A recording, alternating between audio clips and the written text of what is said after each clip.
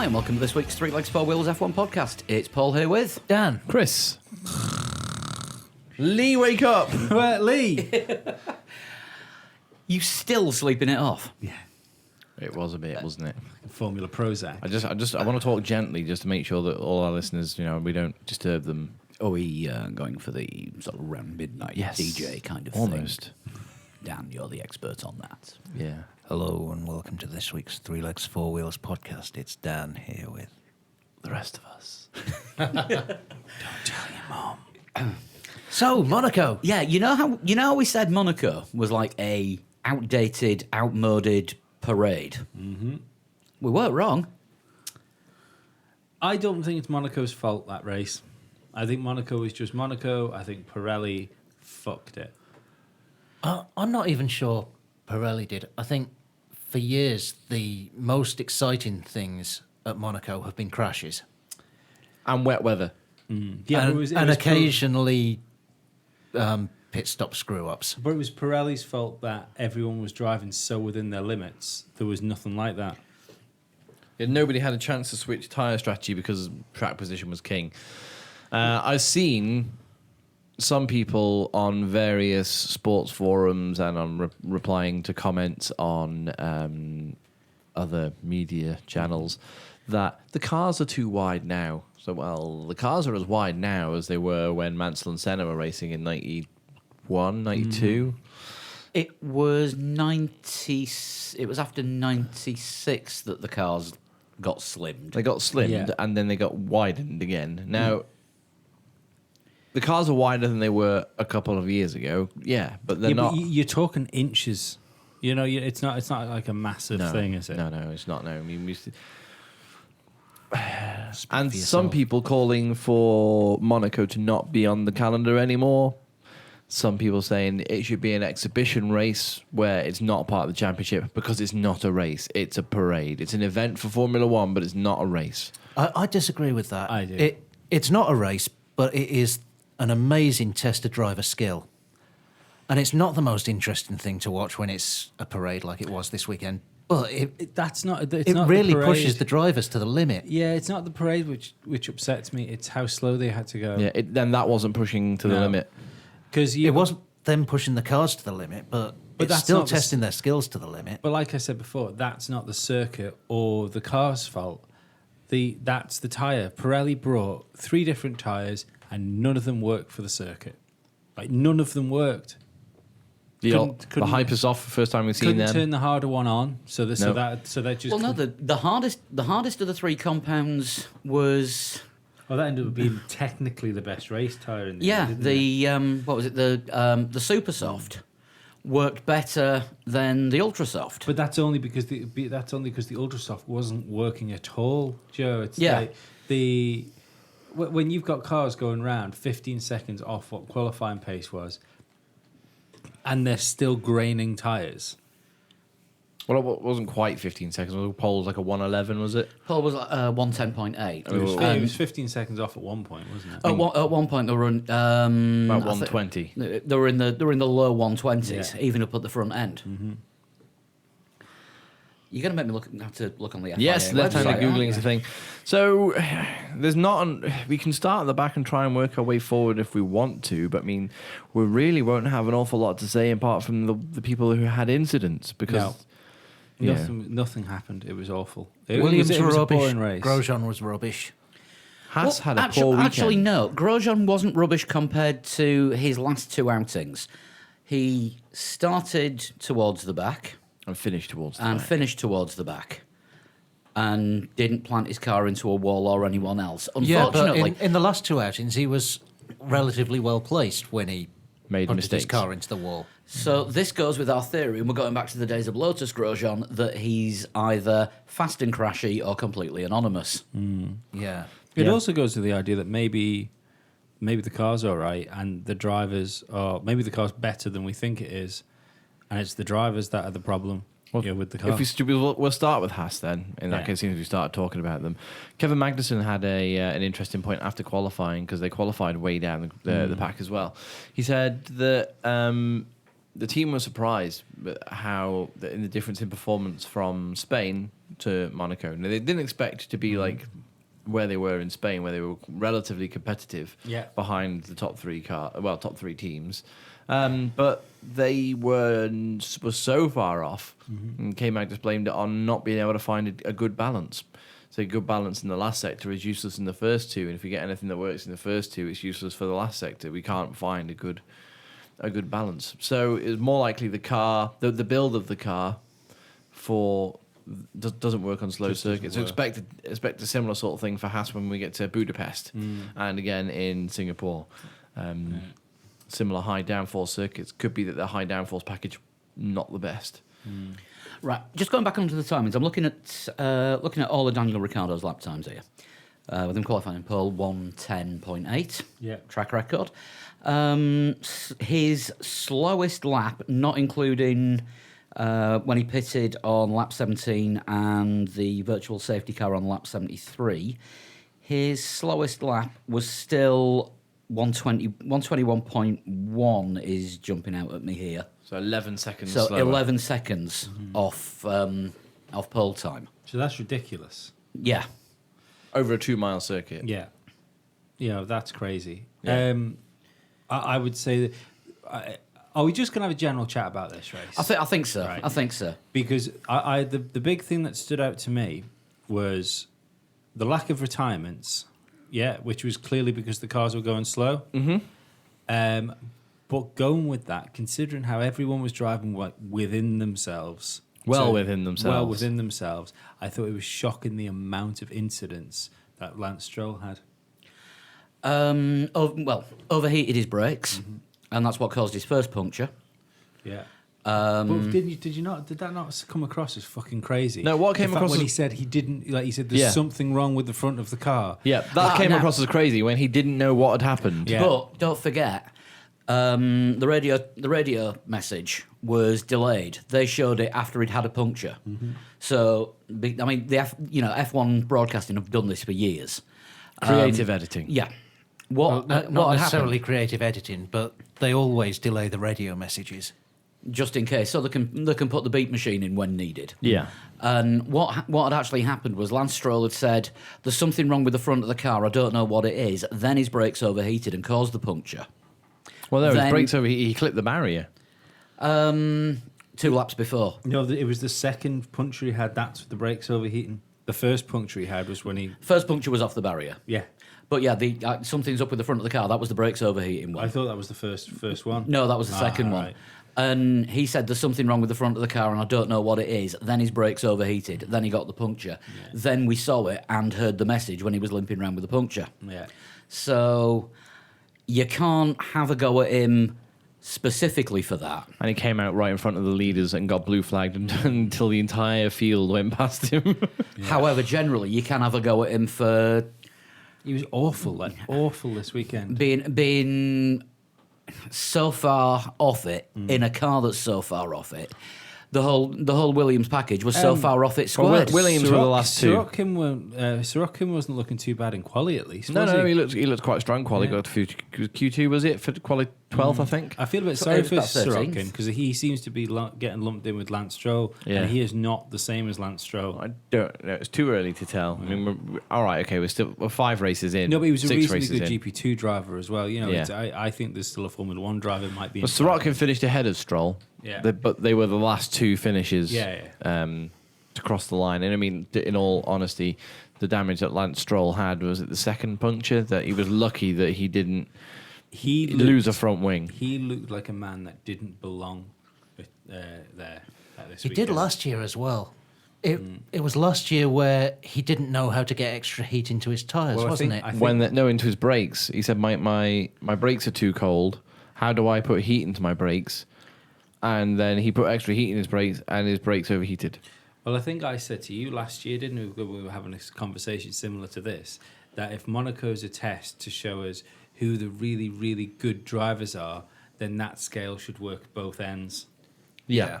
It's a wide spectrum. Yeah. For example, if you or I were to jump in a Williams car at Monaco, off you go and do 3 laps at a pace of roughly 1 minute 20 seconds. We wouldn't be able to do it because we don't possess the skills or No. knowledge to do it. Nope. And if you put us in a Renault Clio and Lance Stroll in a Renault Clio, and said, I might be able to get into 121s. he would be another world to us. Oh yeah, completely. Yeah, absolutely. He would be, in an identical car. He would be miles down the road. Of course he would, because again, he possesses that skill and knowledge that we don't. But on the spectrum of Formula One drivers, of which there are 20, Yeah. he's I'm sure he's a fine racing driver, but all racing drivers are not Formula One drivers. very profound. He struggles at Monaco. You put something in the tea or something. Yeah. Acid. That's why you're making sense. So yeah, we had Williams with 16th and 17th of the 17 finishes. Haas, we've already spoken about 13th and 15th of the finishes. So a poor weekend for them. Yeah. They're hoping that things will pick up. Both teams are going to hope that things pick up for them in Canada for obvious reasons. And then Sauber next is it worth going team by team. Not really. No, I don't know. I mean, Leclerc's brake failure was about the only interesting thing, wasn't it, that happened? I mean, he was classified 18th, but he didn't finish. yeah. He said the brake problem had been going on for about 4 laps before. And again, this is quality editing by Formula One broadcasting. Because just as they were saying, as Hartley and Leclerc were coming out the tunnel, you got the radio message to Hartley, watch out for Leclerc behind you. He's got some kind of problem. Just as we saw Leclerc's brakes fail completely and ran Hartley off the road. Timed that to perfection, didn't Yeah. they? Yeah. Nothing Hartley could have done about it. Nothing Leclerc could have done about it. A brake No. failure is a brake failure, and when brakes fail, you're not It stopping. was the way that he actually used the curbs and the barrier to slow himself down. Sort of rubbing against him sort of helped Yeah, to because stop if him it- from spinning. Because remember, Perez had a brake failure coming out of the tunnel about 6 years ago. Pretty spectacular one. I had a really bad accident and was out for a race or two. But he was still spinning as he went into the escape road. Yeah. Was it Button he had a big brake failure as well, didn't Yeah, he? yeah. Yeah, did. he just went straight on and stuck it in the barriers on the escape road again. Yeah, that's when there was still like a wall there, wasn't there? He went straight into Biggie that. And we've seen Coulthard do it as well, coming Yeah. out of the tunnel. So brake failures do happen, but it was unfortunate. And again, when you were just saying, they weren't really pushing super hard all the way around, 78 laps of Monaco. They were well within their own limits. Yeah. So it's surprising but it's surprising that there was a brake failure. But at the same time, it's kind of surprising there was only one. So you think if one car's going to let go, then It might be the fact that because they were going slower, the brakes were getting hotter because the air wasn't going through them. could be. Could well be. Science, people. That's how it works. Help. But Ericsson nearly scored points, though. It's worth pointing out. We beat him up when he's terrible, so let's not beat him up when he's not. I think I don't know if anybody agrees with me on this one, but I think Ericsson has sort of got interested again. Now that he's got a racing driver for a teammate. Now that he's got a good teammate and a better car under him. I don't know if it's so much he's got an interest. He might have just got better. He was an all right GP2 driver. In his first 2 seasons in Formula One, he was awful in the first half of the season, and then when he was told his seat was under threat, suddenly he picked up and put in some really decent performances. He's got really bad teeth. I'm not I sure can't that will speak. affect any. Right. No, but I'm just. Yeah. I It was never. think the information needs to be out there. It was never a problem for David Bowie. Bad teeth? Did Bowie have bad Well, what was his best Monaco result? Imam, Probably I think. winning in the casino. Probably. Well, he sold the world. No, He may have done. I think it's hard to say again how Ericsson's doing because the car has got a lot better. Yeah. But Ericsson is at least getting something out of the car. Yes. Yeah. Which is impressive, Because let's not be fair. Sorry, let's not be like too praiseful for the car. It's still not a great car. No. I mean, we had a big train of cars. If you remember, sort of from 5th right the way down to like 9th. I think it was like Bottas, Ocon, Gasly, Sainz, Hulkenberg, and Verstappen as well. Right? If one of them had clipped a barrier trying to make a move on somebody, that would have been points for Ericsson. Yeah. So he did the right thing by sort of just sticking it out in 11th and sort of hoping that something would happen in front of him. Not a bad performance, although I don't think he's going to get too many chances to replicate that later on in the season. Really depends how Sauber's development curve goes. Well, I mean, they're taking on somebody new in the technical department. So, Well, we mentioned, didn't we, about Jörg Zander leaving the team. under circumstances. Yeah, and that seemed a bit shifty because he'd only been in since 2016. Yeah. And so he would have been brought in under Manisha Kaltenborn and has been booted out under Fred Vasseur. And now, thanks to Ferrari, it looks like they're going to replace Jörg Zander with Simone Resta, who is my Xander. Simone Resta is or was second in charge at the technical department. Still will be. Well, still will be until Thursday. Yeah. Yeah, second in charge at Ferrari. Now, normally when a technical director leaves a team, it's like 6 months gardening leave. Remember when Paddy Lowe left Mercedes? It was like... He wasn't even allowed to drive a road car. No. I don't think he... Can he drive a road car? I'm not even sure. But Oh, yeah, you can imagine Paddy Lowe driving a road car. It will be something nice and reliable like a Rover or a Volvo, and he'll have driving gloves for it, and he'll check the tyre pressures before he sets off and do everything that the highway code tells you to do. No. He'd take the he'd take that problem of human thought out of it by getting a Tesla and just having it self-drive all the Oh, time. yes. Yes. I think that's Are what... they available in beige? Elon Musk, if you're listening, you're missing a trick here. But yeah, I can't remember exactly where I was going with that. But yes, the Simone Resta going to Sauber. Gardening leave is going to be a month. Basically, the month of June, he's on gardening leave. He's starting at Sauber on the 1st of July. I don't think that's actually gardening leave. I think It's that's holidays that is owned. accrued holidays. Normally it would be leave on the Friday, go to the pub with your colleagues, start the new one on the Monday. This is, I've got a month left. He's Yeah. got 3 weeks in his bank holidays. Yeah, exactly. Yeah. So as Dan was just pointing out there, I have the calendar in front of me mug form. In mug form.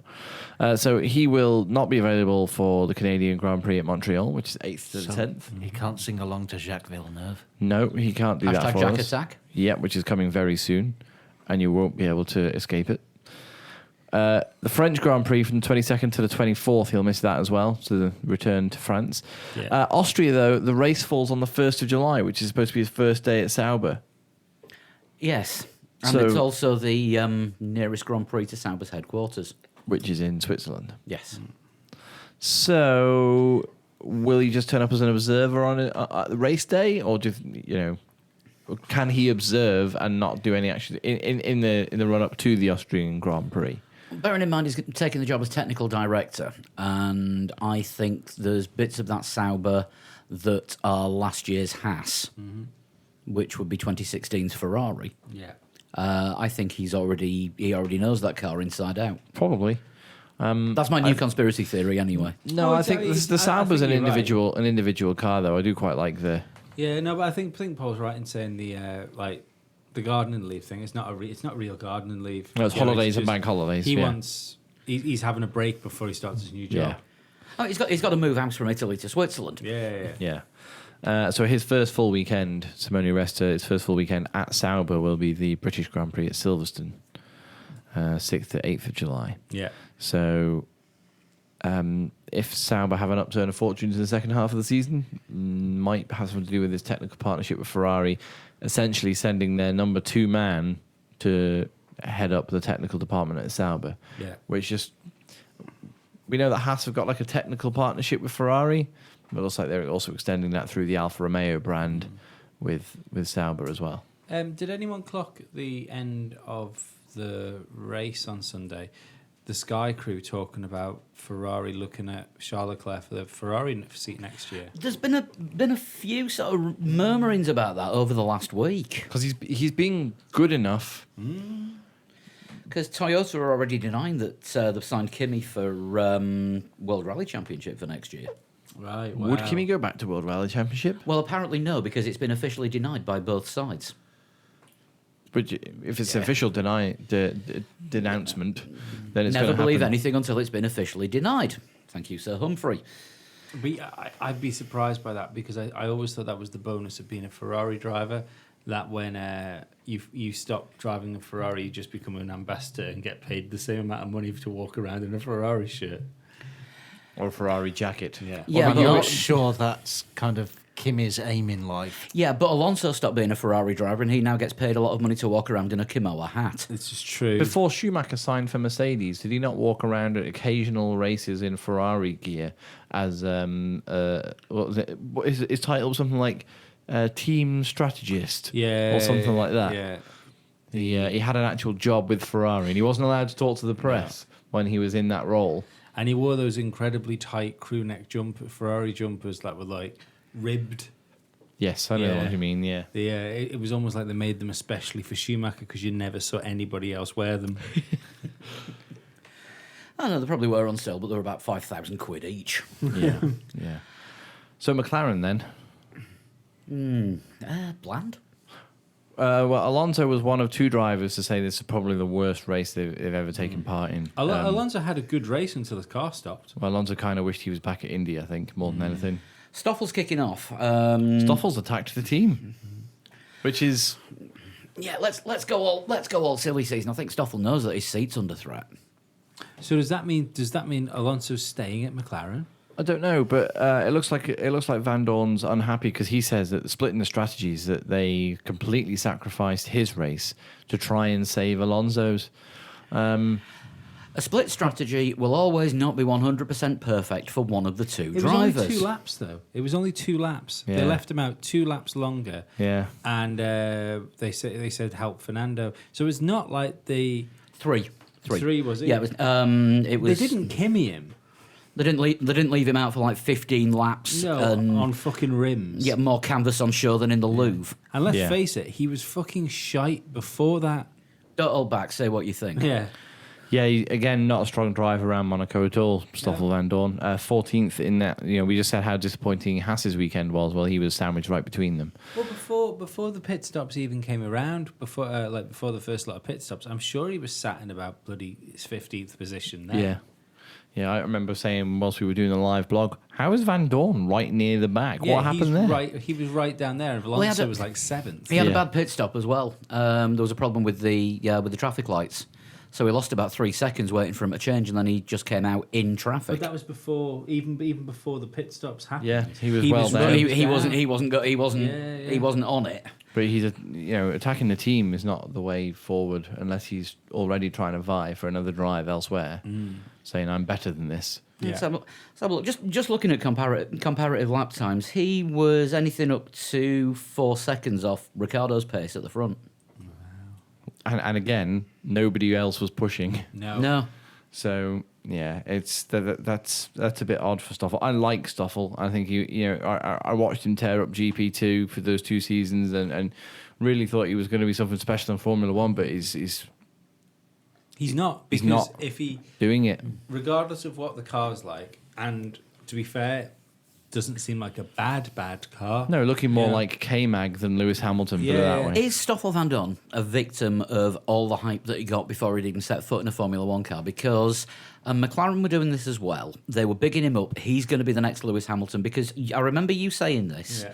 Must be right. on a show 3 years ago, and I don't think it's changed since. You'd never seen a reserve driver have as much merch on a team website as Van Dorn had. Yeah, I think he was the only reserve that- driver that that, last- had that official last season before F1 he started. merchandise. Yeah. I don't know. I'm not sure what it is with him because I don't even think it's the. He was being bigged up to be the next Lewis Hamilton. He was going to get into a McLaren and destroy the world. Yeah, but that's kind of been like put off. He didn't. He's literally got no excuse not to be doing it because he's had no pressure. The car's been that bad that no one's expected anything of him. All he had to do was be closer to Fernando or as fast as Fernando. Yeah. That's Yeah. He didn't even have to be as faster than him. He just needed to be as fast as him, and he's never been able to do it. There can't be another driver pairing on the grid which is being so confidently battered by their teammate over 2 seasons.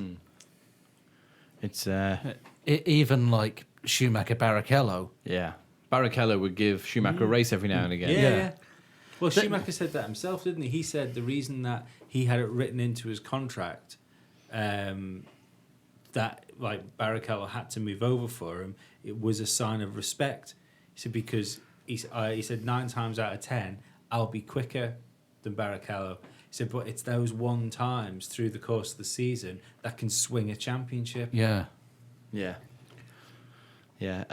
So yeah, it looks as though Alonso might be staying at McLaren and Lando Norris I hope so. absolutely killing it in Formula 2 at the moment. What's he, 23 points ahead now in the championship? Something like that. You're gonna make me look up. I'm things going to make again, you aren't left-handed Google again. Yeah. He was fabulous on the feature race. In this Formula week. 2. Yeah. I've 18 to got- 6th. I know Dan hasn't Was it seen it. sixth? Yeah, 6th, I think. Yeah, I know Dan hasn't seen it. So spoilers. Yeah. Sorry, Dan. It's But all right. was it the sprint race where he went to make a move on the lead, realised he got it a little bit wrong, Yeah. and whilst under braking, heading towards the barrier, let off the brake to steer away from the barrier, and then continued to brake to make the turn. Mm-hmm. And Johnny Herbert on commentary was saying, it's not instinctive to come off the brake pedal when you're heading Oh, I towards think that an was accident. somebody else. Was it? Yeah, I don't think it was Lando. I think it was I somebody thought- I else. thought it Probably Lando. Markelov then, because he's good at doing Markelov things. But yeah, 27 points ahead of Markelov and Albon. And George Russell in 4th. He just he reminds me of Fernando in some ways. Markelov or Norris? No, Norris.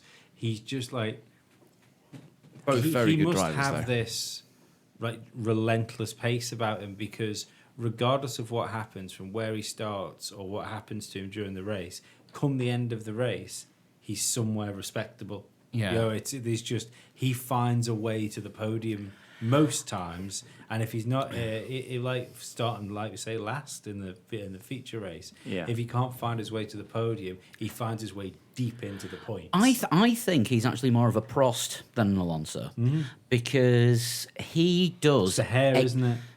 Yeah. Yeah, I good mean, point. Alonso goes for Curly the straight hair, look, yeah. and Lando's Yeah. obviously got the curls. But Lando just seems to know exactly what he needs to do, and doesn't do anything more, and only takes the risks when they're calculated in his favour. Not that he backs out of things, it's just there's no point trying that. Because, the Prost's nickname was the Little Professor. Yeah. Because he worked out exactly what needed to be done, and that's what he ran to. And I think Norris is showing signs of that, and he's got the potential to do Prost-like things when he gets into an F1 car. And I'm convinced it's got to be a when and not an if. I think it's a when for next year. I will be so surprised if he's not in a McLaren next year. I don't care whether it's if Alonso leaves, he'll get Alonso's seat. If Alonso stays, he'll get Van Dorn's. I'm It's that convinced clear of cut. it. Yeah, that might not be a bad prediction at all. You'd be a brave man to say he's not going to win this championship. As things stand, he's not going to be in GP2 next year because he's not going to be allowed to be in GP2 next Yeah. year. I think it would take some massive. Obviously, don't get me wrong. He's only human. He could have a couple of bad weekends, but I think it's going to take technical failures for that. To stop him. To stop him winning the championship. I think also he is the only driver in the GP2 championship to have got points in every race. That's what I mean. He's So just there's no always there. technical failures there. Yeah, and when you consider again, he started last in Monaco and he still managed to keep that record. Yeah. Yeah. So that's McLaren then. Toro Rosso? Yeah, Gasly's coming good. He is. That Toro Rosso looked all right, didn't it, around Monaco, especially in the free practices and then in the qualifying. Although Brendan Hartley having the luck of the second driver at a Red Bull team Yeah, and getting all of his laps impeded and then having a horrible race because of that horrible qualifying. Yeah, it was just a nightmare for him in qualifying. He couldn't actually find a bit of track that wasn't occupied by somebody else. And then getting a corner wrong. And then speeding in the pit lane and, for his stop during the race. Are you sure? Ask them to double check. Don't think it would have given you a penalty if they weren't sure about it, Brendan. I think Charlie knows more than you. You get you get a feeling with some drivers sometimes, don't you? Like I think you can see with Grosjean, maybe him now. They seem like the two drivers under the most pressure. But you might be able to throw Stoffel into that box as well, actually. But you know that you can get a sense when a driver might be having words with them, you know, backstage. Yeah.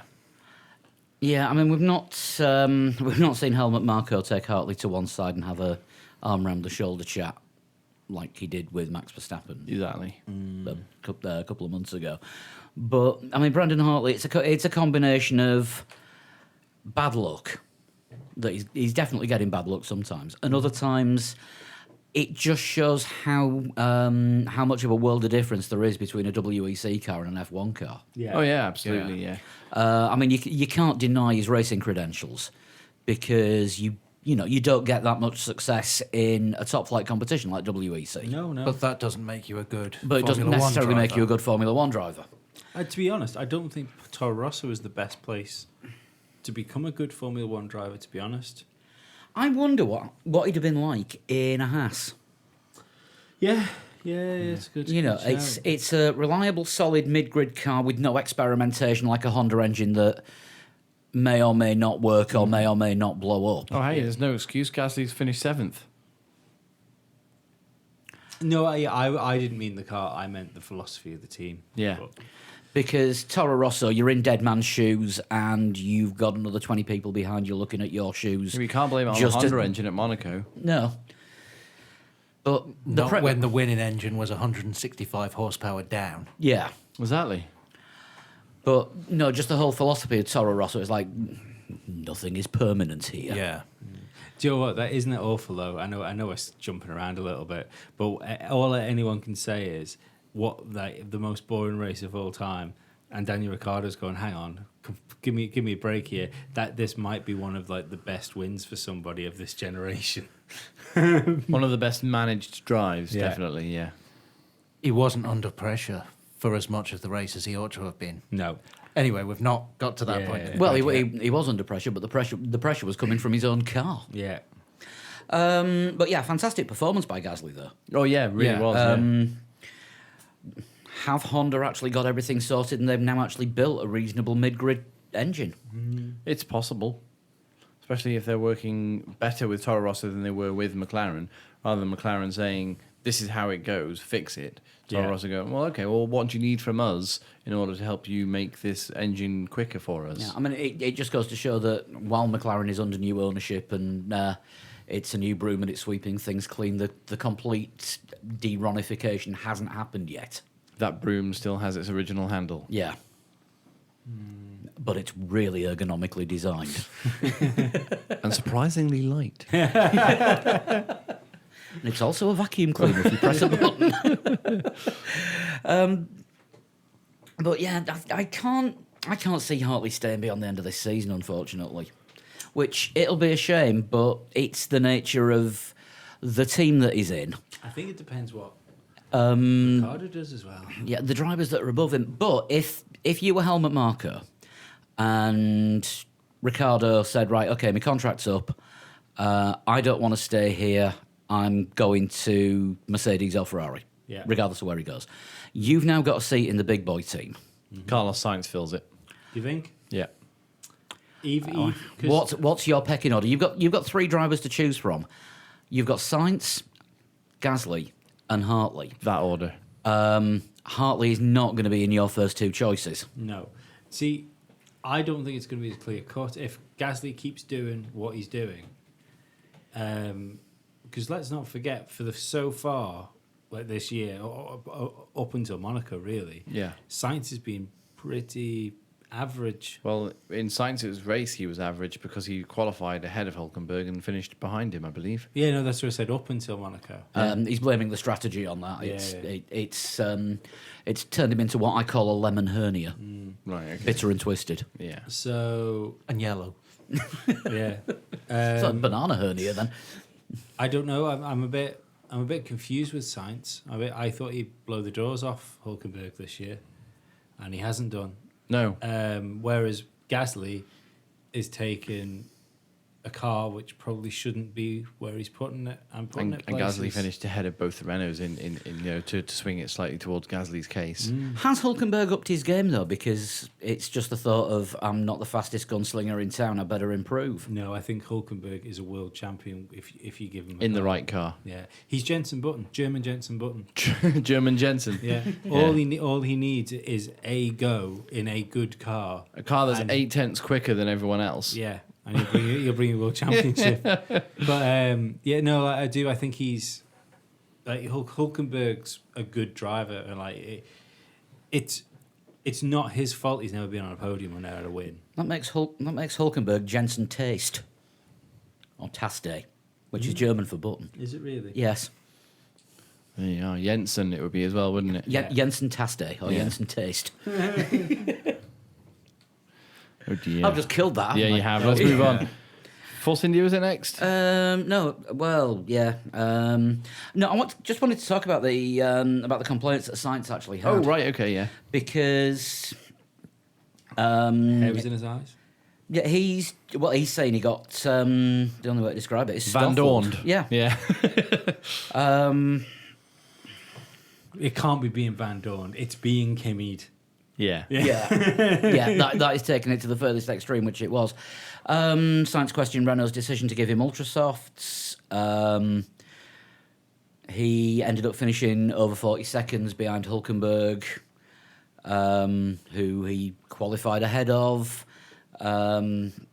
He's basically saying that they revolved the whole weekend around Hulkenberg. Yeah. And he was just thrown to the wolves. Well, what do these guys No, but expect? that's when exactly they- what Stoffel when they're said. constantly getting outperformed by their teammates. Yeah. If you get Yeah. constantly outperformed, The team are going to prefer Yeah. the other driver. because he's constantly doing it. Yeah. Though I think if you're ahead on the grid, you should probably get the better strategy. Maybe. I mean, I would have to know from Renault's point of view, if Hulkenberg came into the GB a brief after qualifying, say why did you qualify where you were, and he said I was blocked by such and such. This happened because wasn't he blocked by a Mercedes as well? Because I thought a Mercedes was going to get a penalty. Actually. Bottas blocked Hulkenberg on Hulkenberg's fast lap. Yeah. Yeah, it got it got noted, but it didn't actually get Yeah, investigated. yeah. So if it's traffic at Monaco, which is why Hulkenberg qualified behind Sainz, then you're probably still going to stick your eggs in the Hulkenberg basket. I suppose and we're using the Williams thing here, if the data showed on the bits where he didn't have a car blocking him, he was quicker, Yeah, yeah. then Yeah. technically he was the faster driver. It's just the way that the traffic panned out. Mm-hmm. I mean, you could ask Renault for a statement, but Cyril Abitables would sound. What the hell was that this weekend? At least it was, who was the other guy who used to manage to do Renault? Fred Vasseur. Yeah, Who now is a Sauber. It'd be better than the press release from him, which would be precious. But every time we got Cyril Abitables comments from the pit wall, I think at one point I described him as sounding like an air traffic controller. Yeah, did a little bit, yeah.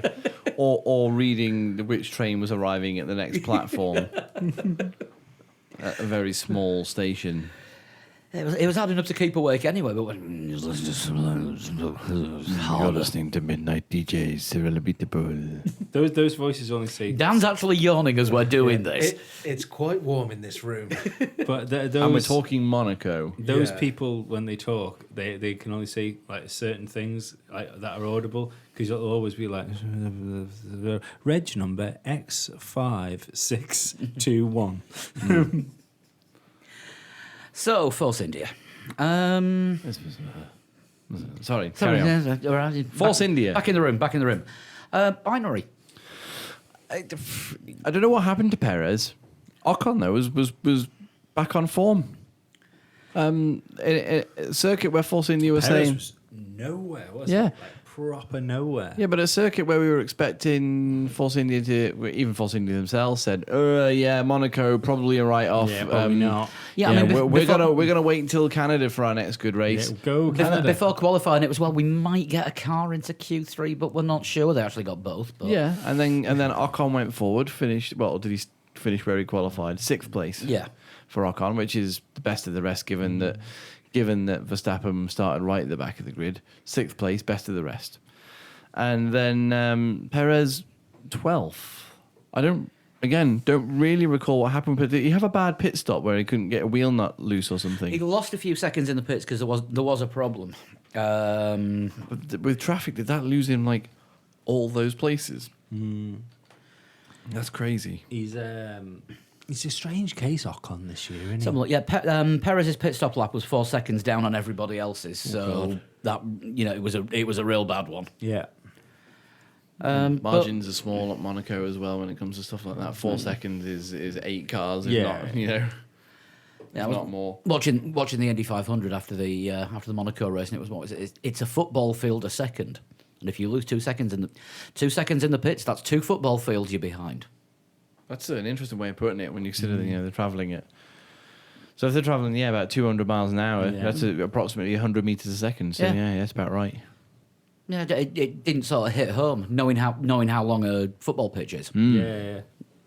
Well, I think that's one of the other things. Until you, obviously, Monaco is not the best thing for this, but until you go to a circuit and walk one of the main straights of the circuit, you don't truly know how fast a Formula One car goes. Yeah. Like the Like Spa, the Kemmel Straight. at the top of Eau Rouge. Yeah, it's like How long it took us to get from the entrance at Silverstone, which was right Yes. alongside the track, to the wing.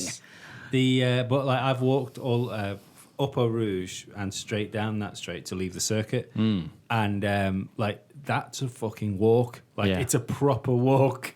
And what they're from the bottom of Eau Rouge to what's that? Where are we?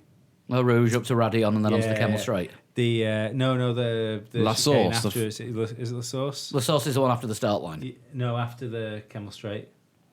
oh yeah, Yeah. okay, I know what you mean. Yeah. It's what's that in a Formula One car? 6 seconds from the bottom of From bottom of Eau Rouge, Eau probably Rouge, about probably 12, 13 yeah. seconds, yeah. And it's like what, 15 minutes, On 20 foot. minutes on foot. Yeah. It's hard to see, isn't it, I suppose, unless you've actually covered the ground yourself. Yeah. Like here, really. 37.7 miles of motorcycle track. Crazy. What was it? 18? Well, the lap record's what, 17 minutes? Something like that, yeah. That's stupid. 130 Yeah. plus mile an hour average speed. Average. Speed. Bear in mind they're doing about 5 mile an hour at the slowest point. Yeah. Yeah, I mean, there's a couple of hairpins where they actually dropped to round about 20. Wow. Touch as low as that on the two main hairpins. It used to be 1 hairpin, but it's now 2. But yeah, Perez just completely off the pace. Bad pit stop, traffic, everything. If it could have gone wrong for him on the track, it did basically. Nothing wrong with the car. Just the car wasn't anywhere near where it should have been. Yeah, In I real guess so, terms. yeah. If the pit stop cost him, then the pit stop cost him. Yeah. Pit stops have cost people at Monaco before, and they will again in the future if the race ever goes back there again. Oh, which I'm pretty sure it will. What it'll look like, no idea. Because I mean, Lewis Hamilton's idea is make it 2 races, make it 2 mandatory pit stops. You don't can't think go that- changing the rules of Formula One for one race. No, He even suggested the like the NASCAR idea of mandatory yellow flags to bunch the pack up and restart. I was like, no, because that's that's rubbish. completely false and artificial. Because I was watching the. I don't think he means what he's saying. I think he's just he's throwing ideas. yeah, but it's more spitballing. No, Something has to change. Yeah. He's just he's making the headlines to poke the owners. I don't get it right. I don't. And by saying he doesn't mean what he's saying, I don't mean that in a bad way. I just mean that he's everything he's doing. I think is coming from a good place. Yeah, Because that's like one thing I will say about Hamilton is,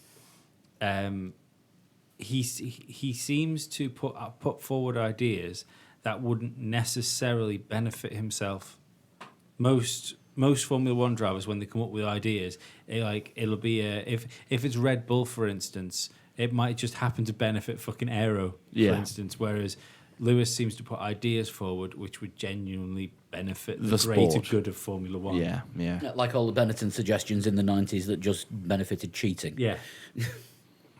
Not that I'm accusing them of being cheats direct. Oh, no, we can now. Statute of limitations. and all. Yeah. Well, talking to Hamilton, Mercedes. Next, we have done this team by team. It was just going to be a general sort of open-ended discussion, but we've just reverted to type. Yeah. Um, Well, they said they would be quite poor, but they were nowhere near as poor as I thought they would be. I expected maybe both Red Bulls what was and it? both... Toto said bloody awful or bloody dreading it or something. Yeah. Bloody awful, I think, yeah. They were kind of on par with Ferrari, and I expected them to be behind Ferrari. Yeah. Well, I think the Ferrari was generally quicker than the Mercedes this weekend. The only issue was that one of them was trapped behind. Yeah. When you look at it, they were faster because it's Ferrari, Mercedes, and then Ferrari, Mercedes. Yeah. But in Did you know, Bottas finish ahead of No. Raikkonen? no, Raikkonen finished ahead of Bottas. Oh, did he? I thought. Yeah. This is how much notice you were paying by the end Yeah. of the race. Yeah. There were times when it looked like both Mercedes during the race might have a go at the Ferraris, but Monaco, Yeah. so it didn't happen. Yeah, it just... if that's a bad race for Mercedes and Hamilton had his lead shaved from 17 to 14 points going to a circuit in Montreal in a couple of weeks' time, which you would expect to... Lewis to win. 'Cause Well, he- yeah. you see, He loves doesn't- Canada, yeah. and it's a power circuit. What are the fans like in Canada? They're going to be the best if he wins. 'Cause I noticed this weekend they were only great. Yeah, they're great fans here. Yeah. Yeah, I heard that after qualifying, wasn't it? Yeah. Yeah. So, if a third and a fifth is like the worst that Mercedes are going to hope for, especially circuits they're probably going to struggle at, much like I said with Haas earlier on, Budapest, Singapore, similar high downforce setups. Yeah. Then that's not the end of the world for them at all. Yeah, I think effectively they got all they could out of this race, and that was all that they went there to do. Yeah, I think it's one of those where no one was attacking, and I think if Lewis would have got ahead of Vettel, I think he'd have probably finished ahead of Vettel. Like when he off the start. It was quite a tame start as well, though, wasn't it? Everybody was very... Well, yeah, everyone was on the hypersofts, and you get a bad start, and you're going to have to pit on about lap 3. Yeah, and if you yeah. have to pit that early in Monaco, you can just kiss goodbye to everything. Yeah, you lock up into turn 1, you're fucked. Yeah. Yeah. That is your race gone. You might as well just... I've started locking up, sod it, I'm parking at Sandoval, and I'm going for a brew. Yeah.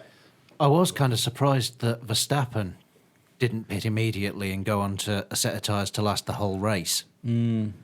Because then any safety cars shenanigans, he'd have a few laps in clear air. But it didn't then look be on the back of the pack for the rest of the It didn't look like race. the tyres could do a full race, though, did it? And then, well, if everyone else had to pit, he would be moving up through the field naturally without having to overtake. Yeah. I But think yeah. it would Well, I have been think, what was touch it? and go. The ultras would be good for 50 laps if you drove conservatively, and nobody had a clue what the super softs were going to be like. But the ultra soft weren't good for 50 laps driven conservatively because they were Well, unfortunately, driving conservatively meant doing around about a 123, 124, which was Yeah. even slower off the pace. yeah. Because you look at Mercedes, because Mercedes were the only team to use the ultras in qualifying, and even pushing on new ultra softs. Both Hamilton and Bottas. It's terrible tyres. They were outside the top 10 in Q2 and had to go and change to hypers. It's totally unacceptable, for Pirelli. It is unacceptable what they brought to Monaco. I don't know that it's Pirelli's fault. It could be what they've Again, been it's- asked to do for this Yeah, year. Pirelli can't win. They've been asked to do the tyres that do this. And No, they've- but the problem is they weren't wearing down because they were designed to wear down. They were wearing down because the cars couldn't turn them on. So the tyres weren't wearing like you want them to wear. They were wearing because they just clean didn't work. And it wasn't even tyre wear because a lot of the time you heard about it was left fronts Yeah, it was graining. that were graining, Yeah. and that's what everyone was suffering with. Left front graining. I just saw a replay of Lewis Hamilton going into the tunnel at one point. That tyre it was only a few laps old and it looked ruined. And it was only Ricciardo's tyres that looked any good, and the fact that he wasn't following anyone Because he was in clean air, yeah. Yeah. So it's like a reverse Indianapolis. This. You know, like, Michelin couldn't run them because the tyres were unsafe because they just fucking blow up. Yeah, and this time they were too safe because Yeah. they were too safe, but you couldn't run them. Yeah. It is. I think it's. Wonder if we'll see the Hypersofts changed before Canada. They'd have to be bloody quick about it. I, think I they need don't to- think they'd have time to change them because They're already there, aren't they? They get shipped out in yeah, I advance. was going to say they send them by boat. So those Hypersofts have been on the way to Canada for the last 3 weeks. three probably, weeks at yeah. least. And I think the next time if we see Hypersofts again this season, Yeah. they will probably be based on one of the experimental compounds that have been used in the Barcelona test. Because Possibly. the Pirelli tests are obviously, it was for new compounds. Well, where else are we going to see Hypersofts other than Canada and Monaco? Nowhere, I don't think. Possibly might throw them in Singapore. Abu Dhabi? Maybe. Because they lasted a long... The Ultras lasted ages in Abu Dhabi as well, didn't they? Yeah, so it might be that it's going to have to be somewhere with a low tyre wear profile. But I honestly don't know. I think it's unnecessary. They're like Well, all the compounds are unnecessary. It does look like from next season, Pirelli are going to bring 3 sets of tyres to each race. There will be one compound called hard, one compound called medium, one compound called soft, and Pirelli will just change the compounds every time, but all we'll know is the hard, the medium, and the soft tyre. Here's a question. How many compounds did fucking Goodyear have? 2. Soft, Actually, no, 3. Qualifying soft and hard. yeah. So what's fucking wrong with this?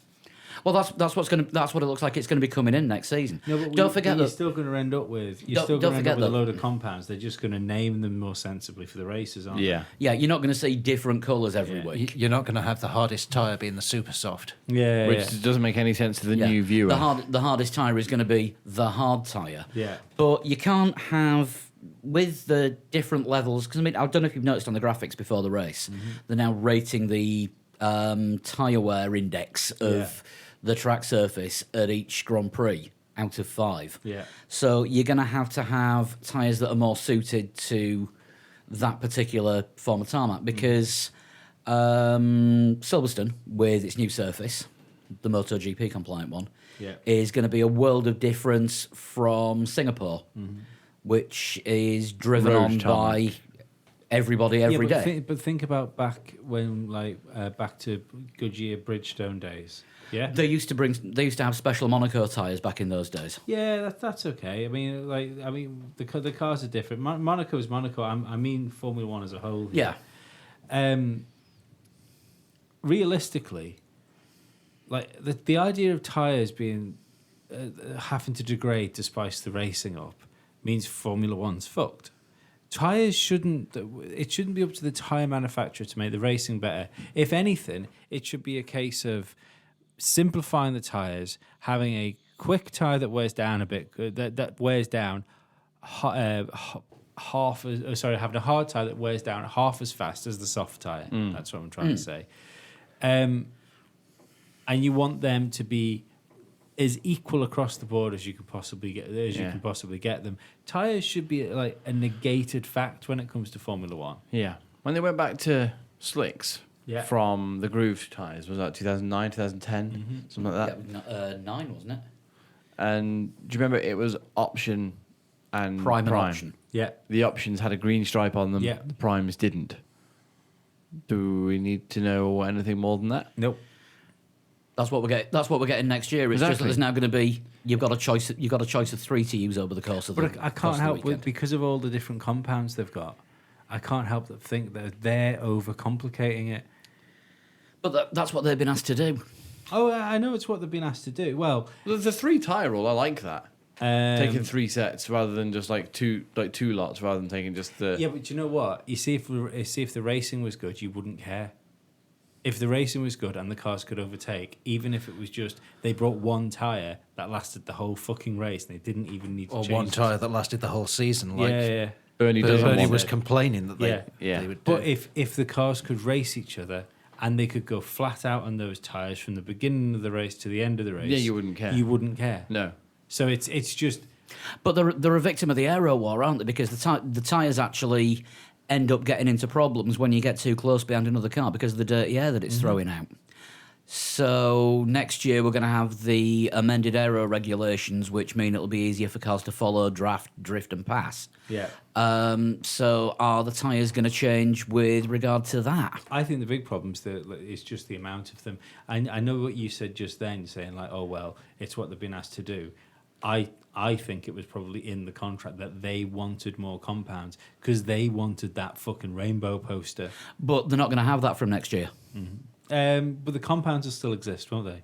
We won't know what. No, you'll get three. You'll get. Yeah, but You'll get a red, a yellow, and a purple tyre But at the- every race. But the compounds will still be different. There'll still be like a massive array of compounds, won't there? Yes. So yeah. So But see- you won't. We won't know what they are. no, we won't know. But the problem will still be there because of it. Yeah, I get what Lee's saying. Yeah. Oh, yeah. Yeah. Yeah. Follow. I'm not saying about it being confusing to the people. I just think it's being too clever for the sake of being clever. How many compounds do they have in IndyCar? 2. What rubber? Well. I don't know because they have prime and option tyres. Yeah. They could vary from. I'm guessing that it's a different compound of rubber that they use on an Ovals, oval yeah, to that would make what they sense. use on a road course. Yeah. And then perhaps some of the ovals have different ones as well because you look at Indianapolis and that's got steeper banking I'd imagine than other places. I'd imagine the walls are different on the walls on the tires are different. But I just think Formula One needs stripped down. That's the problem with it. You know, Yeah. it's just people need to start going fucking because what they've done is Well, I think with the new aero rules, that's kind of what they're doing. You know, for next season. I hope so. I mean, I'm not saying they can't do it. I'm not saying they can't make just like choices in the right direction.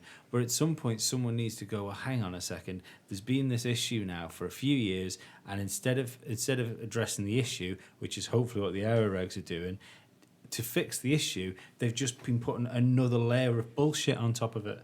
You know, Yeah. oh right, oh well, the movable front wings, like in 2009, that layer of bullshit didn't work right. What can we do next? Oh, the like KERS will fix it. That layer of bullshit didn't work. DRS, that Yeah. layer of bullshit didn't work.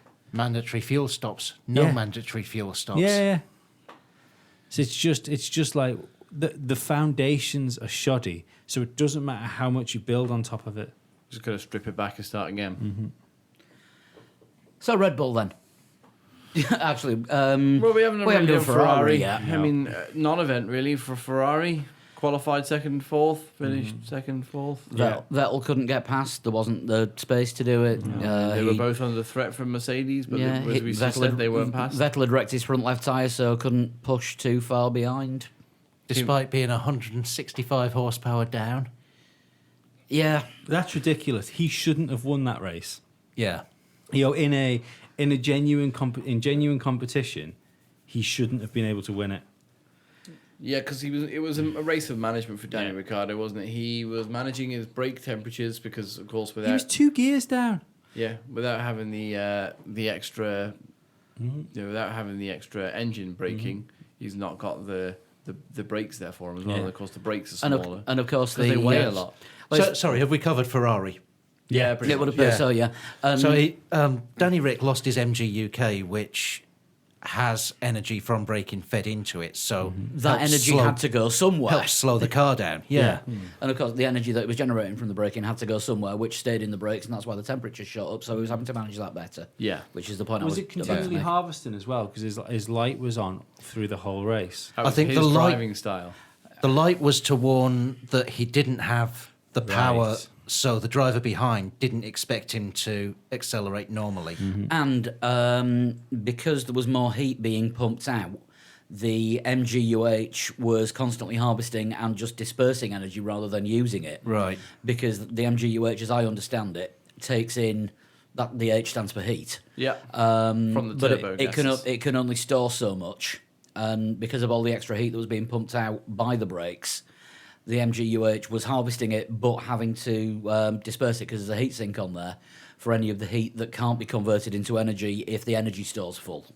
Right. Yeah. The So MGU that's why it looked like he was harvesting, because he was pouring water into a bucket with a hole in it and expecting it to fill up. Yeah. The MGUH takes the hot gases from the exhaust and then pumps them back through the turbo. Yeah, Cools them and pumps them back through the turbo.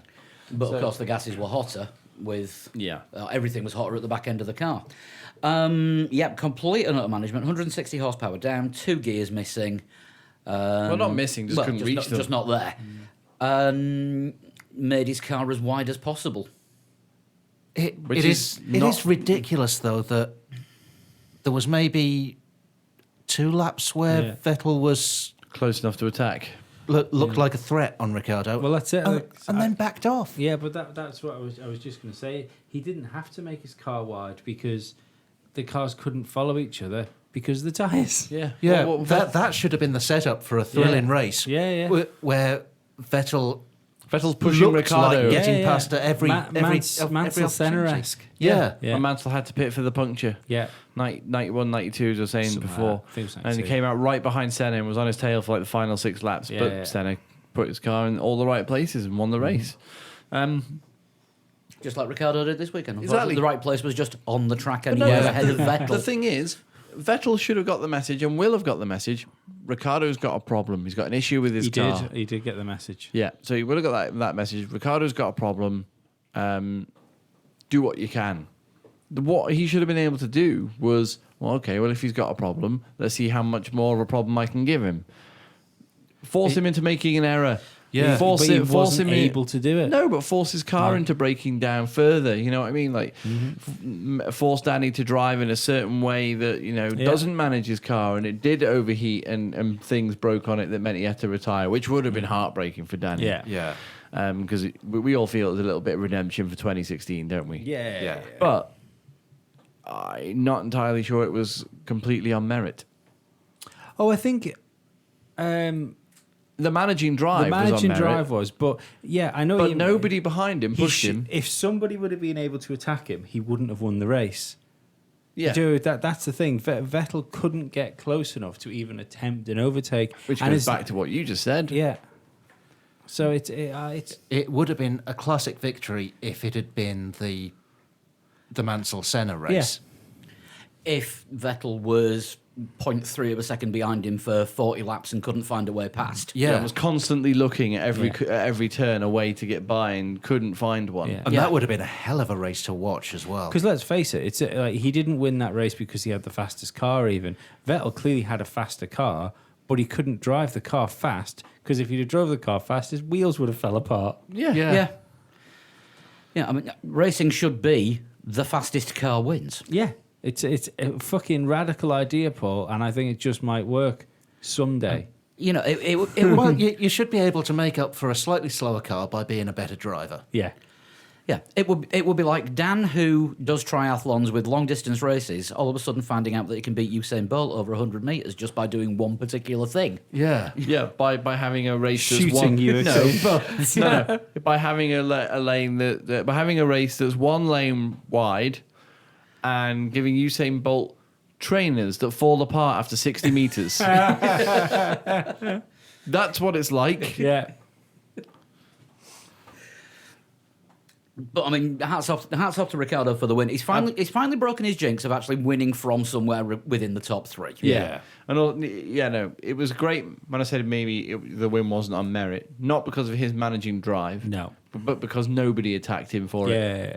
I mean, he could have gone as slow as he wanted. Nobody Yeah. would have got past. No. Everybody was just bunched up behind him and then kept 1.3 behind. He could have done laps of 1 minute 40 if he wanted to. Yeah. Everybody else would have just done laps of 1 minute 40. And I don't want to hear any of this. Oh, well, Max Verstappen was overtaking people because Max Verstappen only overtook like 2 people actually. When you look at it, there was a load of it done through the pits and through strategy. yeah. Through Grosjean, he overtook Yeah. 3 on the first lap. Yeah. And then he overtook Leclerc and somebody else. Essentially, the only cars he overtook were the ones he was massively quicker than. Yeah. Just one more point before we move on from the Monaco review. What do we all think of the news that Toto Wolff came out with saying that Esteban Ocon was asked to move aside for Lewis Hamilton after the pit stop? I think it proves that Ferrari are probably that Mercedes are going to have a bigger investment in that team. Do you think? Well, Ocon is a Mercedes young driver. Yeah, but I think that's more of a team. Like they won't have a radio through, to Ocon. No, they will have just said, he's our driver. Be a shame if we pulled him out of the team. Ask him to switch over a little bit. I think it's deeper than that. I think that shows that Mercedes have been talking, haven't they, about having a junior team. And I think that shows that if they're going to have a junior team, it's going to be Force India. Because they will be able to pick them up on the cheap. Yeah. Daimler Formula One team. Yeah, I've noticed one site which I never believe anything that they put, and I'm not even going to mention who they are. BBC. No. Oh. They don't even class as fake news. This particular website comes under the category of not even wrong. Made up. Yeah, basically. Oh yeah, Rich Energy are interested again. No, they're not. Is that come up again, has it, this week? Yeah, just from one particular place who everything that they print is 6 months out of date. It's either 6 months out of date or so far off the mark they're nearer to being right again. Yeah. Do they have daily in their name? They don't actually. Do they have a spec? No, I'm not. Like I say, I'm not even gonna mention who they are because let's put it this way: if you even read their website, it should give you cataracts. It's that bad. Are they a planetary body? No. Espinen? They were born. It's not that time already, is it? No, it isn't quite yet. But driver of the day, do we all? Espinen.com, isn't it? No, it isn't. Oh, is it not? No, it's not. It's not a Mickey Mouse operation. Oh. Driver of the day was Ricciardo in the In the real blog world room. and in the blog room as well. Dan, what are your thoughts? I think it's between Ricciardo and Verstappen. I mean, Verstappen had a good one, and he wasn't crashy in the race. No, but His he's not got... his qualifying crash, Sky showed it side by side. Well, it was FP3, wasn't it it? He was missed amazing. quali, yeah. Yeah, his FP3 crash. Yeah, identical to his 2016 off. Yeah. Touched the barrier, broke the tracking rod, bounced over the curb at the swimming pool, straight into the side. Yeah. Helmut Marko shaking his head. Can I ask why everyone is still so fucking certain he's going to be a world champion? I think that is old news now. I think people are beginning to realise he's good, but he's a bit of a bloody liability, No, and even he's Sky not pundits. he's not as good as he. He's not as good as he appeared to be because he got some good results, He's too aggressive. but he doesn't know when to dial it back, and that's what's going to stop him from winning a world championship. Yeah. But there's been drivers like that in the Yeah, past. that's exactly what I was gonna Who say. have learned to dial it back and then become champions. Ayrton Senna was too aggressive. Michael Schumacher was too aggressive. Lewis Hamilton was was too too aggressive. aggressive. But you know what I don't get though is the fact that he's Pastor Maldonado. Oh no, wait. no, like you get drivers like let's take Vettel. Vettel's a good example of this, yeah, because Vettel was a little bit crashy when he was in Toro Rosso, but there was still that thing where like Vettel had that like almost roboticness where he could just be blisteringly fast. I don't think Verstappen seems fast. He's obviously. I'm not saying he's a bad Formula One driver. I'm not saying he's slow, but he's not like one of those like super freaks that you like. I think Daniel Ricciardo looks faster than him. Generally. I think so, but Verstappen's skill is that he can do overtakes that you don't believe are possible. Yeah, that's great, but I don't think that wins world championships. Being fast wins world championships because generally, when you win a world championship, you win a world championship from pole position. That is, very true. Now, I think Verstappen is having a bad year. Oh, I see. Again, I'm not writing him off. I'm just confused as to why everyone is so certain that there's all this talent to be unlocked. Because he's shown glimpses of brilliance. Mm-hmm. You know, if he can tie in consistency with his brilliance. Is it brilliant, or is he showing glimpses of being spectacular? Well, even Oh, if he he's is. showing- He is definitely a spectacular driver. Yeah, but that's the thing. Like, it's not. He just needs to do that consistently. Like we were talking Yeah, but before brilliance is Damon Hill qualifying on on pole, or was he second? Can't remember in the arrows. can't remember. Think of a second. Brilliance is Michael Schumacher in his first race for Jordan at Spa. Yeah. You know, that's glimpses of brilliance where you know this someone's going to like do something. Max Verstappen in Brazil, 2016. Definitely glimpse of brilliance. Yeah. I'd say glimpse of bit of spectacular, but that's one of those things where it was just he had an excellent race in the wet. It's and it, like let's Which say, is incredibly difficult But to do. let's say for instance Vettel when he won in the Toro Rosso. Yeah. That's a glimpse of brilliance. Yeah. Winning your first race when you join the big boy Red Bull team is spectacular, not brilliant. I don't know. He's won a couple of races in the Red Bull, Yeah. which over the time he's been in it, it's been the fourth best car on the grid, Yep. behind the two Mercedes and not behind any McLarens. No. Behind the two Ferraris. So winning in that, it's a pretty good thing to do. But how's that any different to when Ricciardo does it? It's not. That's that. But this is what I mean. I believe Ricciardo's a future world champion. Yeah, I just don't. I don't understand why. Because I believe Ricciardo's a world champion. I'm not saying Max can't do it. I just don't understand why, of all the drivers on the field, everyone is so sure that he's like jizz's gold. Verstappen is far more exciting to watch than Ricciardo is. I don't know. Some of the overtakes Ricciardo Yeah, does. I think Ricciardo's the best overtaker on the grid. The overtakes that Ricciardo do are from miles back and should not be possible. Yeah. The overtakes that Verstappen do are round corners where there's no way to get Oh yeah, round he there. murks people. Like he murks people, and he puts them in a situation where Let me pass let or me we're pass, crashing. or we have an accident. Yeah. Which is, Again, which- I don't which think is- that's a world champion. Which is something that Jacques Villeneuve used to be bloody good at. Certainly something his dad did. Jos Verstappen. The Gravelmeister. Yeah, let me through or we're having it. Oh. Yeah. Yeah. Yeah. One of us is going off track. Oh, well, it's me. Again. Damn it. No, I believe that Max is he's showing signs of being too aggressive, not patient enough, and it's classic signs of drivers who have been world champions who learned to curb that. This is third season. Fourth, I think. Fourth. Vettel was better than him after his fourth season, and he was young. Yeah, he was. Yeah, well, he was already world champion by this point. Schumacher was better than him after his fourth season. He was on to his second world championship during that year. But 95. yeah, he was. Yeah. Lewis Hamilton was better than him after being in Formula One that year, that long. Yeah, agreed. But I think that's where the comparison's being drawn, is that it's been seen before that drivers who are able to curtail that sort of aggressiveness and nonchalant, not taking calculated risks. We were talking before about taking wait until it's calculated, wait until you can go down, go down the inside. I could throw it down the inside, but we might have an accident. Yeah. We're saying like Lando Norris is brilliant at doing that in Formula 2. Yeah.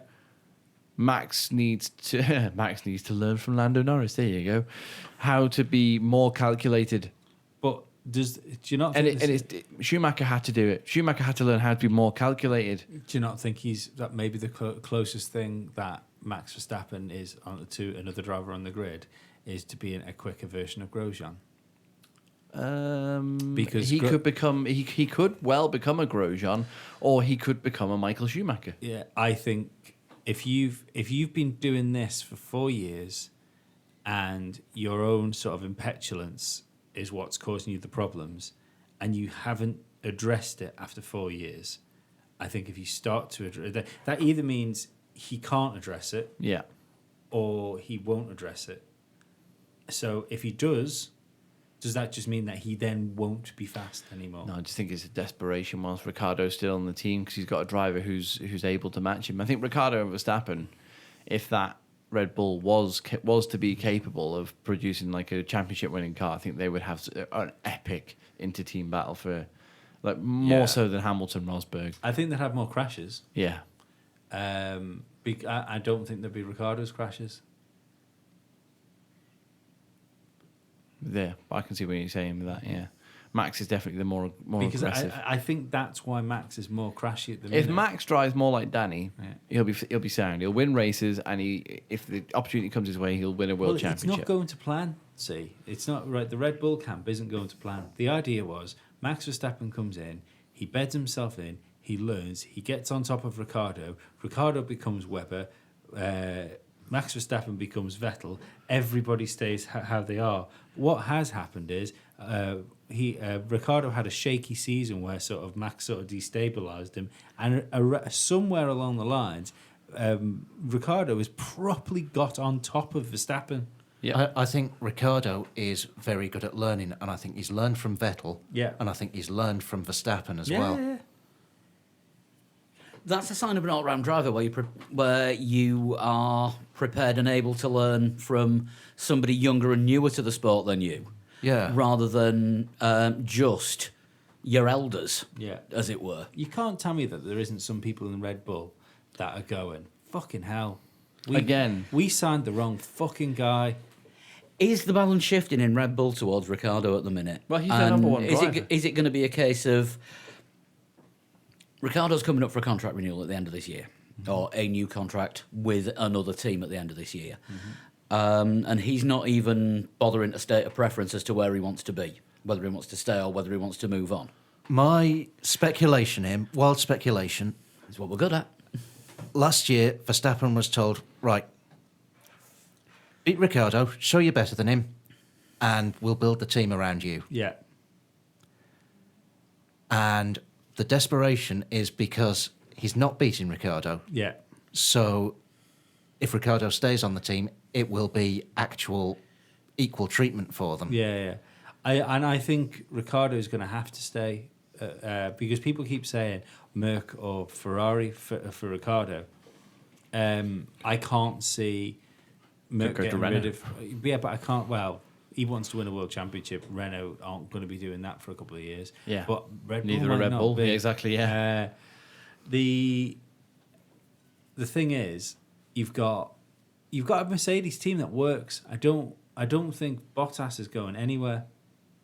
The only thing that At the moment, no. the only thing that could screw Bottas up, I think, is if he wants a longer contract than Merck's willing to give Yeah. him, and he might do one of those things where he works himself out of a drive. Yeah. You know for a fact that he really wants 3 years, and he said, "I'll settle. I want a 2-year contract," because Yeah. he knows there's no hope of him giving him a 3-year deal. Yeah. Because they've got other drivers that they may well want to use. Yeah. Well, I think you're right because he's got. They've obviously got a big investment in George Russell. They've got a big investment in Ocon, and you've got to think one of those guys have got to make it to the big boy team at some point. You'd think. Yeah, you're not gonna invest in someone's career that much to keep him out of the team for. Let's face it, and this is no disrespect to Bottas, whatever, it was just circumstances, but a driver that they had to buy in when they got left in the shit by someone that left. Yeah, absolutely. And the only thing that's going to hold Ricardo in good stakes at the moment is if you look at the top 6 drivers in the championship after the Monaco Grand Prix. Yeah. If you look at the top going down, it's Mercedes, Ferrari, Red Bull. Mercedes, Ferrari, Red Bull. Yeah. Verstappen is 6th in the championship. He's at the bottom of the 6 that he should be in the mix with. Yeah. Kimi Raikkonen and Valtteri Bottas are outscoring him. Now, he won't like that. Yeah. Daniel Ricciardo is 3rd in the championship at the moment, behind only Hamilton and Vettel. Yeah. Who most people believe are going to And be when you fighting think for this, about it, he fighting for this should be title. closer as well. Well, he's won as many races as they have now. 6 races in. Vettel's won 2, Hamilton's won 2, Yeah. Ricciardo's won 2. Canada will show us if he's a real contender or not, because this new engine upgrade is coming in Canada apparently. Right. I don't know. It's not. He did really well to win in Canada in 2014. Yeah. But it is more of a power circuit, so I'd expect the balance to swing back towards Ferrari and Mercedes. Yeah, but Renault are really talking up this new power unit. They Yeah, say, it all depends what Renault have got. Waiting in the they saying wings. something like 2 seconds a lap? It was something ridiculous like that. Yeah, Like they've all but said this will put them on par with Mercedes and Ferrari. That would be surprising, but if it's Would true, it? well, no, Really? yeah, 2 seconds a lap's an incredible leap to make with one Ferrari, upgrade. Ferrari did it over the winter. Yeah, but that's not one upgrade. That's it's one not extra mid-season. battery. Yeah, Well, yeah, no. but you don't know how long. That's a completely redeveloped engine. Yeah, but Yeah, you power unit. don't know how long this upgrade's been coming down the pipe for. Yeah, This upgrade could have been being seen to last year. I mean, don't forget this is the year that I'm going to say the Renault organisation said challenging for wins. No, podiums was this year, wasn't it? No, it was podiums last year. Podiums this year, Yeah. wins next year, championship Championships. 2020. Yeah, and well, the Renault engine is challenging for wins, and if they're upgrading an engine that's won 2 races this season, Yeah, yeah, this should be interesting. I think so because let's face it as well because that car has clearly got a really good chassis. Yeah. So whatever upgrade they give them, maybe it will still be a little bit behind the Mercedes and a little bit behind Ferrari, but that doesn't mean that the chassis won't make up the rest. No, exactly. If that Renault upgrade puts the engine power alongside Mercedes and Ferrari, who we believe are very, very closely matched with actual straight line speed and power, then I'll call it now. Say Danny Ricciardo will be champion at the end of the year. Yeah. If because it's a better car. Yeah, because that Red Bull is a better car, but it's down on power. If they make up the power deficit, the Red Bulls are off into the distance. I think it's a surprise as well. I think when you look at Vettel and Hamilton, I think Ricciardo's hungrier than both of them. And who would bemoan a Danny Ricciardo World Championship? Nobody. No one would. Who isn't called Verstappen? Or Sebastian. That could be interesting. What else have we got in the sort of vague newsy line? I mean, We've talked about the much. new Sauber technical director. Yeah, we talked about Van Dorn attacking McLaren for that strange strategy call. Well, what he believed was a strange strategy call. There's not really been an awful lot else going on, and it's all been build up to Monaco because it always is build up to Monaco. It's a bit like Christmas, isn't it? The build up is oh my god, here comes Monaco. Monaco's coming. Oh my god, and then and then you have to spend time with your family, and somebody always argues when Grandma gets drunk and gets nasty during the game of Scrabble. yeah. Basically, and Grandma was leading the race because it was that bloody slow. If my grandma turned up at Christmas, there'd be more fucking worries going on than her getting drunk. Would it be more of an Easter thing if you're expecting your grandma to turn up?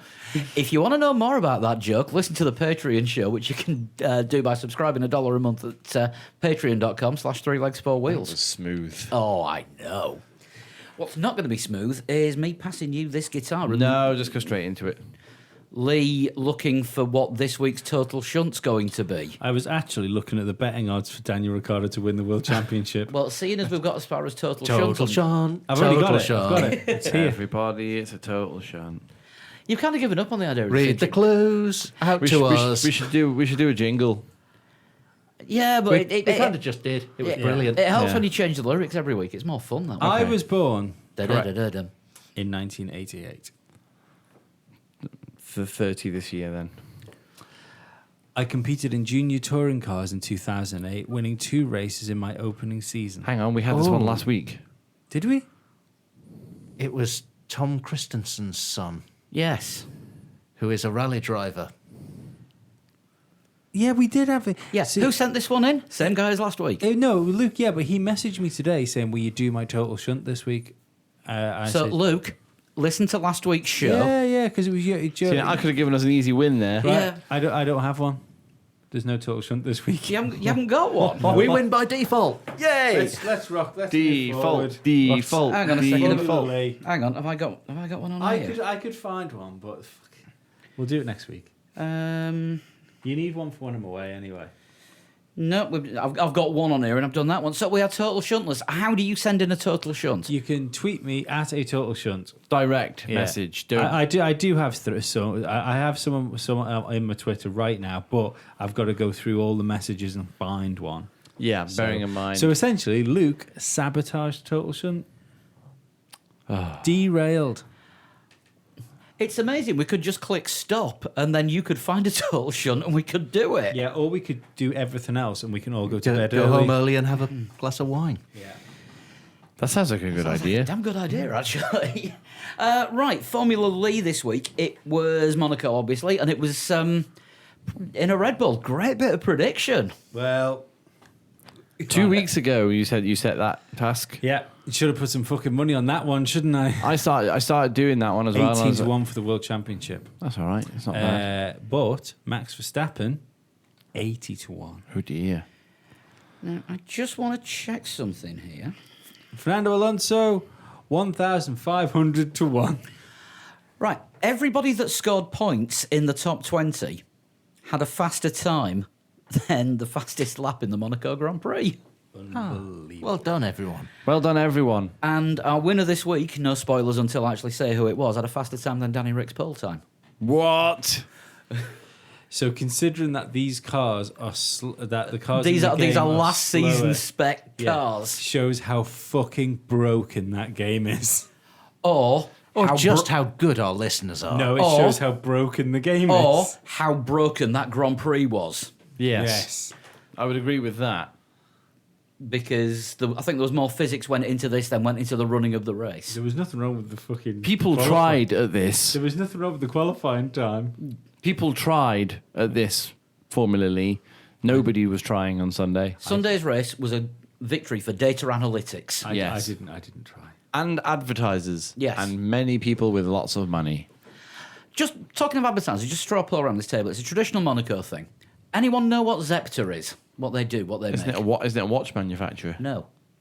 I always thought it was. No idea. Because you see Isn't it- Zepter every year in Monaco because they've sponsored the tunnel for decades. Isn't it what like magicians have with the big ball on top of it? They use it to walk and point at things. So Zepter used to sponsor Arrows as well on Hill. Yeah. Hill I thought they were a time, something to do with time. Nope, they make expensive cookware. Really? Fair enough. So was it a victory for advertisers? Because you've seen Zepter in the tunnel at Monaco every year as long as you've been watching that race. And I had to look it up because I'd forgotten again. Yeah, I always thought Zepter were a watch manufacturer. never even thought about it. No, Shows how interesting the race was, though. Yeah. Yeah, all the attention was paid. Oh, I can taste my tea. but no, they make posh pans. And they're actually Serbian. I say tea. It's more sick than Right, Formula Lee then. Yeah, it Top- was top 20. Top 20. Monaco and a Red Bull, and the ones that made it into the top 20 this week. To get into the top 20, you needed a time of 1:13.154, which was much faster than anyone managed in the race. We've got Marcus Beecham, Ken Lauderbach, Pete Bull, Nicholas Carline, Nick Granath, Timmy Bristow, Nick Richardson, Alex Chater, Patrick Daly, Dominic Arietta, Caleb Hurley, Alberto Roldan, Carl Jarazec, Alessandro Popolani, Travis Parker, Vajcha Camping, and Max Williams. And into the top three. That sounds like a proper grid there, doesn't it? Yes, yeah. If I didn't know and you just said, oh, this is the grid for the Formula 2 race. This could actually be a grid for an unlicensed F1 game. Yeah. Going back to the Mega Oh Drive. wow, can we release Formula Lee and have the actual circuits but not licensed? Dan, can you build a computer game? Yes. I can try. And all these people. No, I'll say it away from recording. Yeah, because But normally it takes a team of like 50 and a budget of several million. But I'll see what I can do in my bedroom overnight. careful. I have a Dan, and I can give you a budget of several pounds of mints. top several three. pounds of mints. Top three. Ollie Vesely in third, 1:11.236. Our favourite Norwegian. Bradley Chambers in second, 1:11.220. Good effort, Bradley. Well done. And he actually said on the email that he sent his time in, with a name like mine, I had to really give it a go at Monaco. And this week's winner Oh. is Ayrton Antonucci. Ayrton wins at Monaco. work, Ayrton. 110.625. 110 point. What the hell? Faster than Danny Rick's pole. That's mental. Destroyed everyone. Won that by over half a second. Technically on slower tyres as well. Yeah. Yeah, that was on last season's Ultra Soft. Yeah. Did anybody see the video of Charles Leclerc's lap on the new game? No. No. It's apparently it was a work in progress. They said it was a work in progress. It looks exactly the same as the 2017. It had game. this year's Sauber livery on it. And it had a halo. Yeah. Yeah. They're fucking fully EA in it now, aren't they? Just changing the engine. Yeah. Not changing the engine, just changing how it looks. Change the graphics a little bit and just Yeah. new photos of the drivers. Are we getting, on F1 2018 when it comes out, we're going to get Grosjean being Mr. Pointy. I think. I hope so. I think we put it out to the listeners that may not this year. Obviously, this year we'll go into. We'll do the second half with 2018. 2018. But as of like going into next year when we do it again, is find out whether the listeners would rather us switch over to a Project Cars game. Or something different. Well, Open Like to Treasure suggestions. Island Dizzy. Yeah. Project Cars would be ace 'cause Mario there's Kart. There's more circuits and there's more types of It car. really has to be something that's going to be available on PC, Xbox, and PlayStation. Well, that's just to make it Yeah. fair. yeah, but that's Project Cars. Isn't and it? that would have to be Project Cars. You can't do it on like Forza or No. iRacing. I just think there's more because like we could have like road cars and saloon cars and the Indy cars. We'll take a vote at the end of this season, but it's still going to be F1 2018 when that comes out. Oh yeah, we'll finish the season off with 2018 because everyone's going to buy it and everyone's going to want to play the new game. But like, I've been playing a bit of Project Cars 2 and it's just a lot more fun.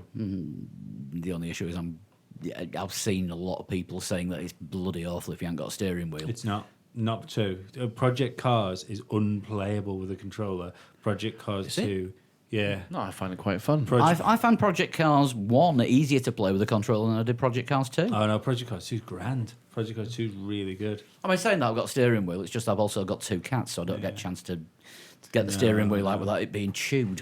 Yeah, no. I play Project Cars 2 with a controller and it's really good. I'd say it's actually easier than Formula 1 2017. Oh, right.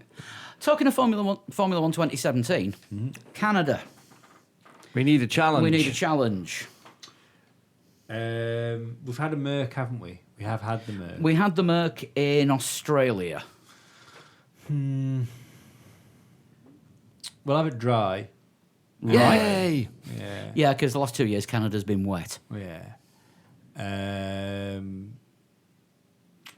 We haven't had a Sauber, have we? Don't think so, no. Right, We're about to. Oh, hang on. We haven't had a Williams. Have we had a Williams? Yeah. Ah, well, fuck. I was trying to crowbar a Canadian into it. Yeah, we'll have Sauber. Sauber in the dry. Yeah. Right, cut off In time. Canada. In a Canada, the Canadas. Yeah. Cut off time is going to be Monday, the 11th of June, 7 o'clock UK, 2 o'clock Eastern. Yep. I'm getting used to saying that now. Eastern Daylight Time, as it is. I've been calling Eastern Standard Time, but during the summer they have EDT. Yeah. What do they use at night time? EDT. Oh yeah. ENT. ENT. Ear, nose, and throat department. No, it's like you breathe oxygen during the day and at night you breathe nitrogen. That's how it works, isn't it? No. It's very quick, that. I can smell the burning. No, that'll be that last coffee you made. It's starting to react with us. Yeah, it turns Paul's out not sleeping for the next 3 it turns out days. the burning's his left ventricle. It's starting to react with that can of Monster I had before I came round. Now part man, part caffeine. 90% caffeine. Right, do we have anything else? No. Do we want to give out the play on thing? We'll do that before the next race because there's no point in giving Fantasy F1 stuff away. We have a grid rival thing still going. Oh, Grid Rival is still going. Yes, the fantasy team. The 2 different fantasy games that we've got, the official F1 one and the one on gridrival.com. So bad at remembering to do things. Yeah, me too. Apparently I'm not. I'm 14th in our league. Well, very good. But the guy who is leading our league is still number one in the world after Yes. Monaco. Awesome. Amazing. And don't you win a car at Grid Rival if you win the championship? I don't know. I've not seen any prizes. You'd like his team name. It's EJ's Disturbing Tan. Yes. It's Currently number one in the world. I'm a little disappointed he isn't one of the shunt ones. That would have been cool. Yeah. I don't know if Grid Rival have actually. There is a prize link on the website now. I thought it was to win a Mercedes AMG GT. No, it's paid leagues are coming soon. Oh. So they haven't done any prizes yet. That might be the play on one Honor, where you you come in a car. play for Honor.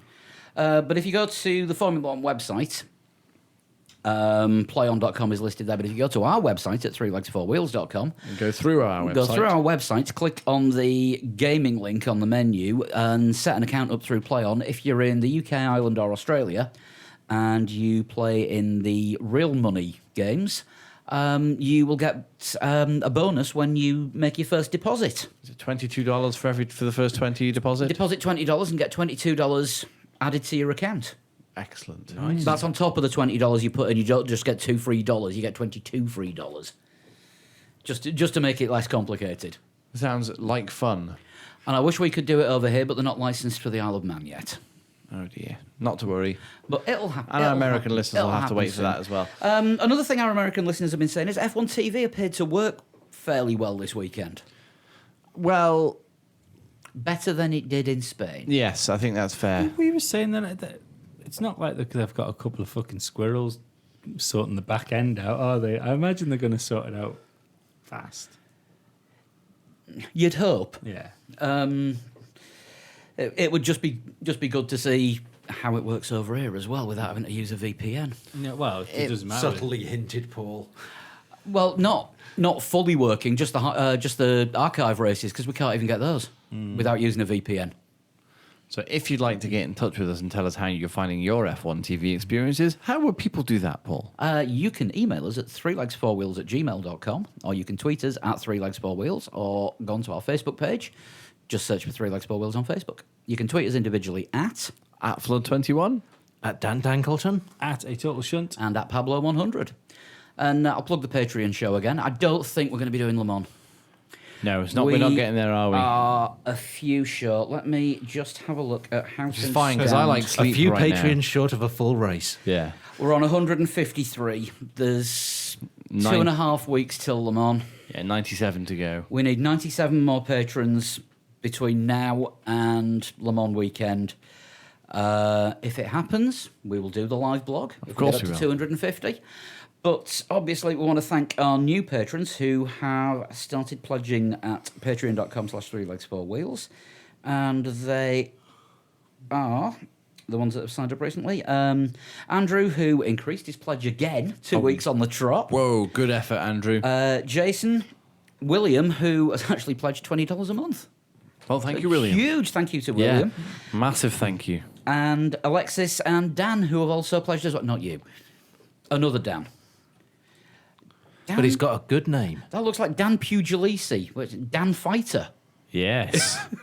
Dan Stick Fighter. Yeah, rather than Dan Secret Contract. Is it Andrew Kill. Hicks that upped his thing? It was. Yeah, he just likes giving us money. Because Yeah, he does. He patronises Must See Audio as well. My other I want podcast. him to know as well. Just let us know how he found that album that I sent to him Yeah, as well. and he upped his pledge the other day from $5 to $8. So he just liked upping pledges. Which is man. the exact same amount that he's doing for 3 Legs 4 Wheels as well. yeah, thank you. Thank you so much. I look forward to 10.